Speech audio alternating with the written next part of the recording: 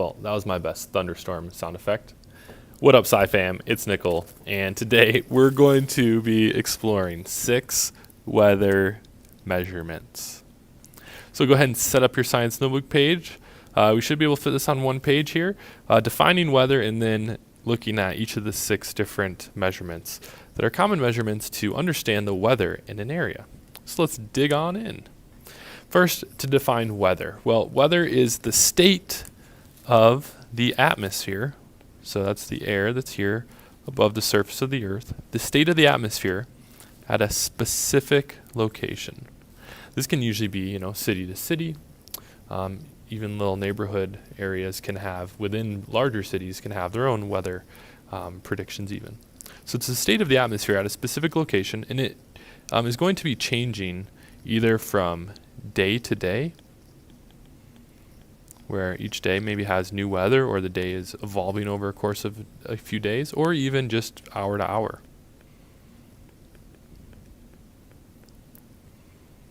Alright, so this is the big difference between weather and climate.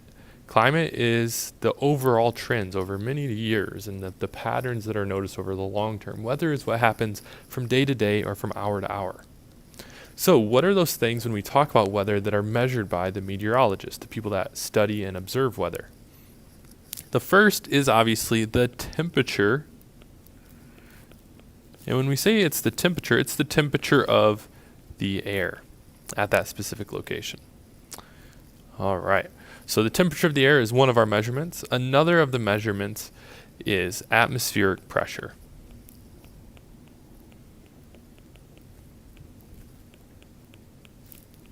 With atmospheric pressure, you probably don't hear meteorologists talk about atmospheric pressure very often, but you might see these 2 icons on a weather map, and these are more common, the L and the H. The capital letter L, that's red, stands for a low pressure system. It means that the atmosphere is applying very low pressure on the ground. So if it's not applying a lot of pressure, if we go over here to where I've drawn the grass, if there's not a lot of pressure on the ground, it means that the air is not pushing down on the ground. And so in these areas, we actually find that the air is rising. So if you imagine there's a scale on the ground, the scale wouldn't really feel a lot of force on it by the atmosphere, the air above the scale, because the air is rising in this area.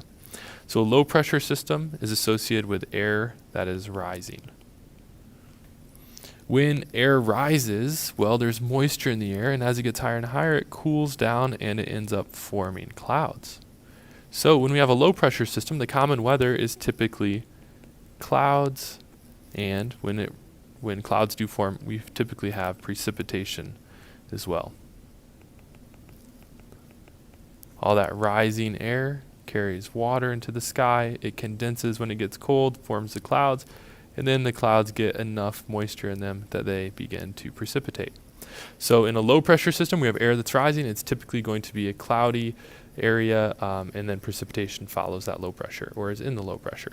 Now a high pressure system is going to be the opposite. Here, since we use the analogy of a scale being on the ground for low pressure, and there's not a lot of pressure pushing on the scale, where with high pressure, we have air that's coming down and pushing on that hypothetical scale that's sitting there on the surface of the ground. So in a high pressure, we have air that is sinking.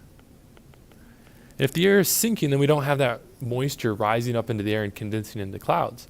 So the common weather is actually clear skies.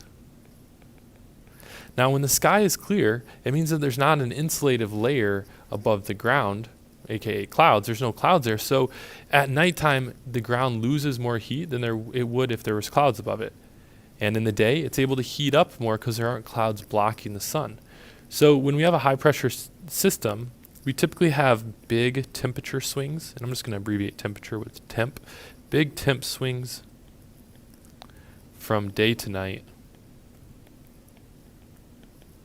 or from night to day, same thing.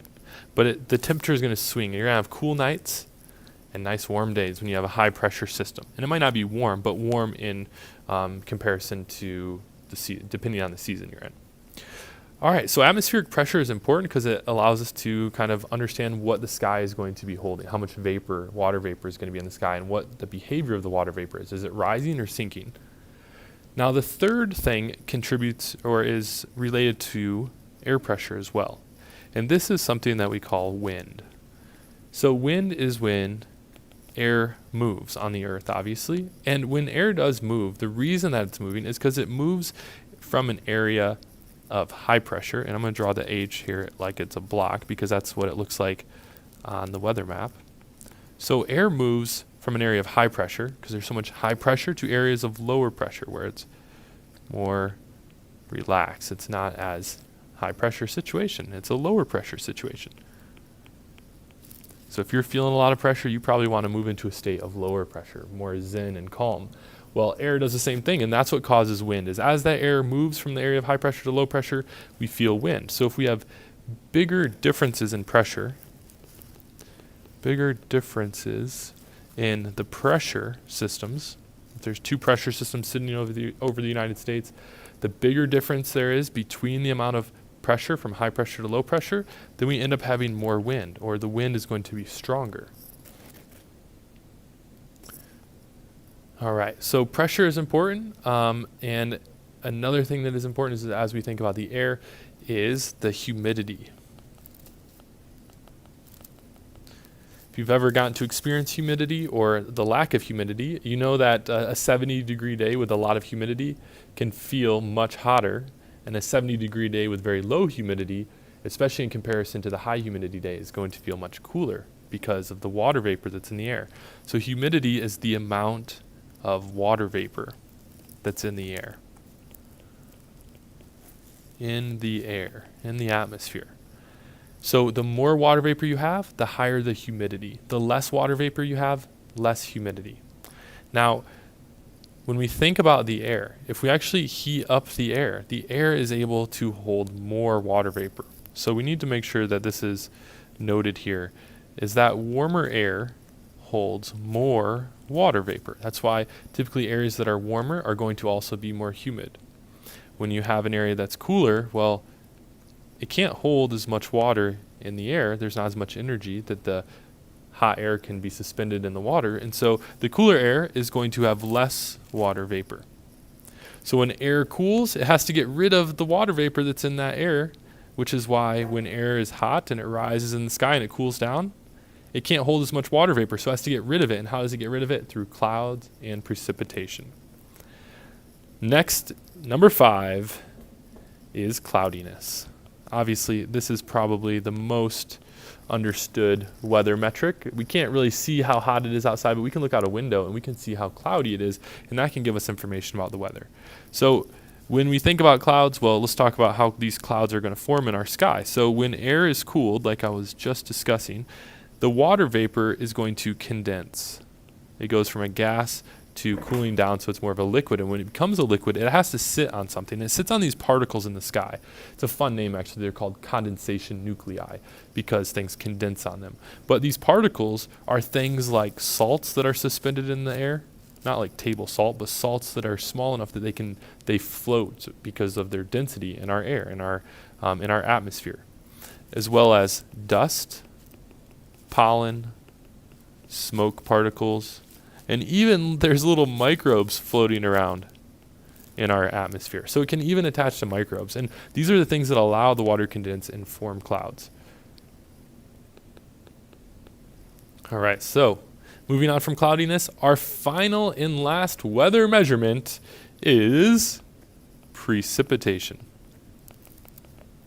So if you have enough of those clouds and those clouds have enough of that water vapor that condenses in it, then it needs to get rid of it. It's too heavy to sit up there. It's too dense to sit up there in the sky, suspended in air with all that potential energy. And so it turns into kinetic energy, and all of that water vapor comes in precipitation.